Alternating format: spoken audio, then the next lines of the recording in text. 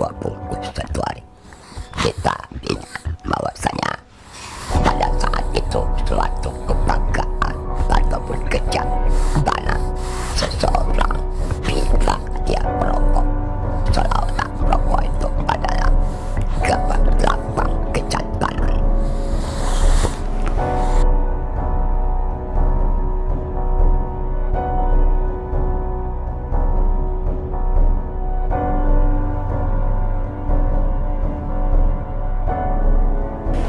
Oh iya, saya perokok aktif satu 40 tahun ya. Jadi sehari itu 5 bungkus lah minimal tuh.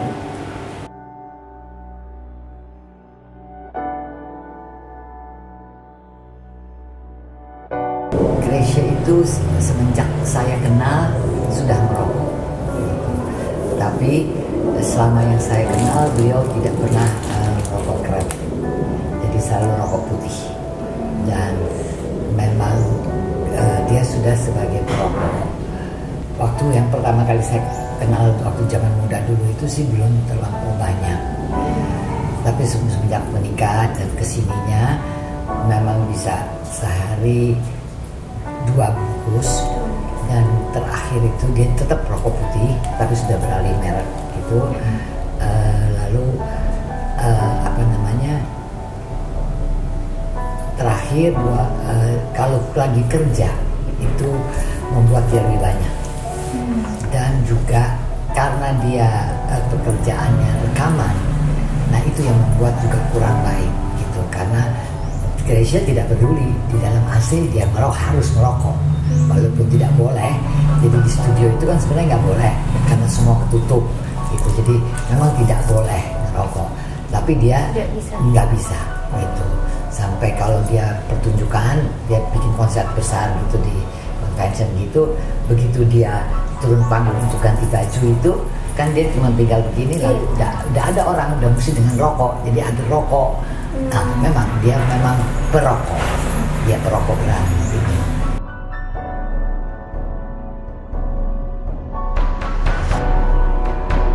Ya kalau mula-mula 3 batang satu hari, ya tambah ya akhirnya 2 bungkus juga akhirnya satu hari.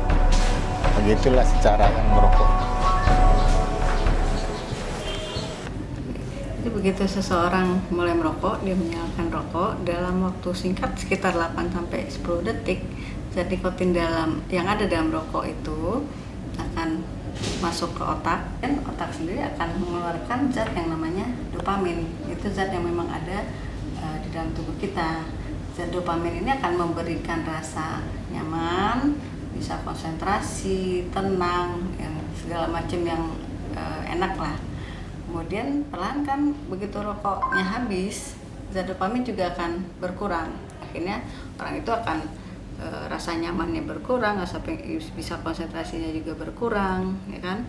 Dan akhirnya akan memancing dia untuk menyalakan rokok yang berikutnya.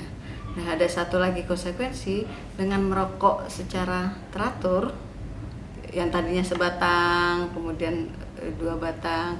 Nah, itu kenapa bisa jadi berbatang-batang dan berbungkus-bungkus, karena reseptor nikotin ini juga akan tambah banyak, bisa sampai 3 kali lipat. Makanya kan tadinya orang yang cuma merokok coba-coba sebatang-sebatang, akhirnya bisa keterusan kan, bisa sampai berbungkus-bungkus. Jadi itu yang menyebabkan adiksi nikotin itu. Ya, membayangkan rokok ini sumber malapetaka bagi diri kita, ya kita berhenti aja lebih bagus. Itu yang terbaik sama kita gitu. Ya, itu memang salah satu dokternya minta tuh itu. Jadi kita bisa mulai pengobatan walaupun ini tidak menyembuhkan, tapi tidak akan ada gunanya, tidak akan kuratif itu kalau saya masih merokok, katanya gitu. Ya begitu dia bilang.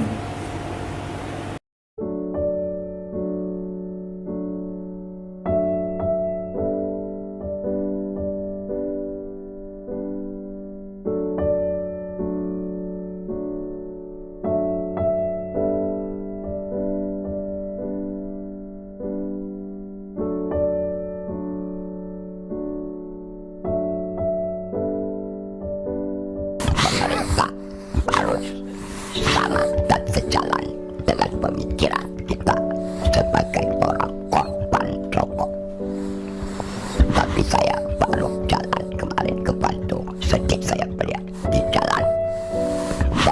Cipularang itu dikatakan sekolah itu rokok.